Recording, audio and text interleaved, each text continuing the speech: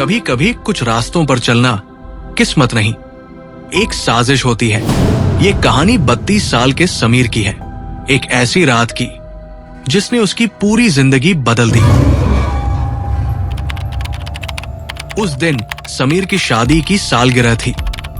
Office से जल्दी निकलना चाहता था, लेकिन काम ने देर कर दी। घर पर उसकी पत्नी रेशमा उसका इंतजार कर रही थी।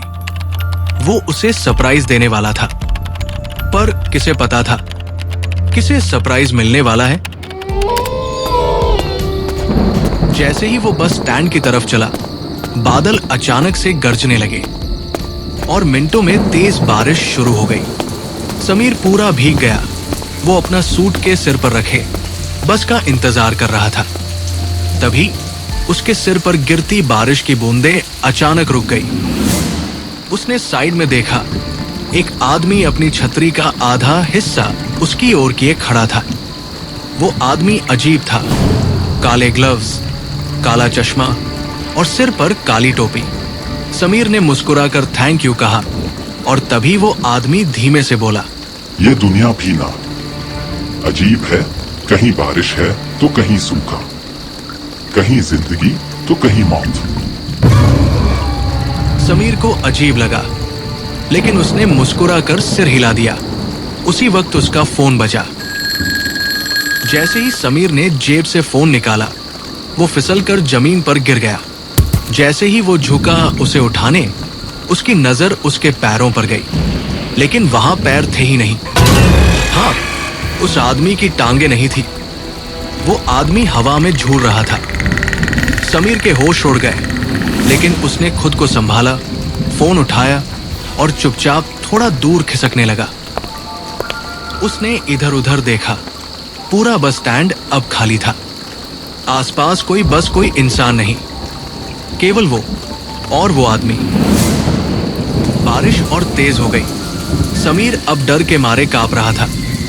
उसने तुरंत रेशमा को मैसेज किया, अपनी लोकेशन भेजी और कहा कि प्लीज जल्दी आ जाओ।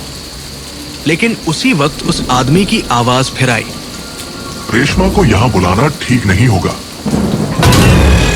समीर का दिल जोर से धड़कने लगा। उसने एक पल भी देर नहीं की और सीधे सड़क की दूसरी तरफ भाग गया।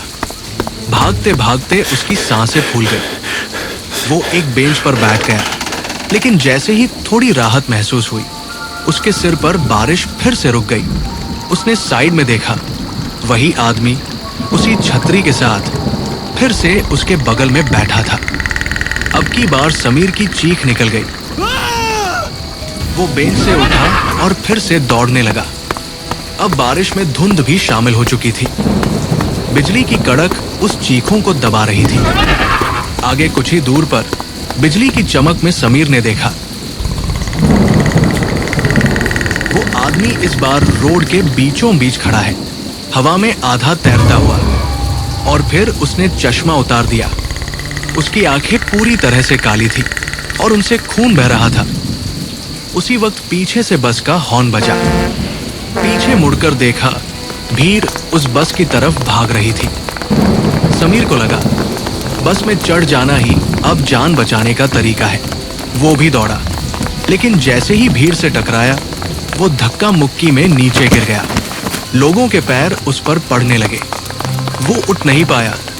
ड्राइवर ने भीड़ को हटाने के लिए बस थोड़ा आगे बढ़ाई और समीर का आधा शरीर उसके नीचे कुचल गया। समीर की आंखों के सामने सब अंधेरा हो गया। कुछ देर बाद रेशमा वहां पहुंची। उसने देखा, उसका पति रोड के बीचों बीच खून से लथपथ पड़ा था। वहां कोई और नहीं था। वो समीर को उठाकर हॉस्पिटल ले गई।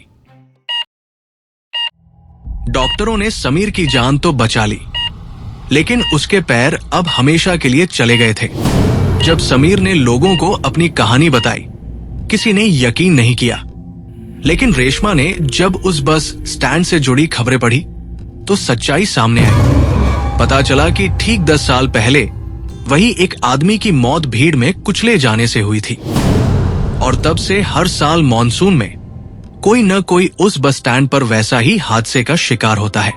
हर किसी ने बयान में एक जैसी बात कही थी, एक आदमी जिसकी आंखें काली थी और जो अजीब सी बातें करता था। रेशमा समझ चुकी थी समीर उसका शिकार बन गया था। समीर कुछ साल बाद डिप्रेशन में चल बसा, लेकिन रेशमा हर मॉनसून उस बस स्टैंड पर जाती है। उसे आज भी लगता है शायद वो आदमी भी ऐसे ही किसी हादसे में मरा था और अब हर साल अपना बदला लेता है। वो रेशमा से क्या कहना चाहता था? क्यों समीर को चुना? क्या आप जानते हैं वो कौन था और अब किसकी बारी है? अगर आपको ये कहानी पसंद आई हो तो कृपया इसे लाइक करें, अपने दोस्तों और परिवार के साथ शेयर करें और हमारे पेज को फॉलो करना न भूलें। आपका एक छोटा सा फॉलो हमारी हर कहानी को और लोगों तक पहुंचाने में मदद करता है। फिर मिलेंगे अगली कहानी में एक और रहस्यमयी और रोमांचक किस्से के साथ। तब तक के लिए सावधान रहें, क्योंकि कहानियां कब हकीकत बन जाए कौन जानता है।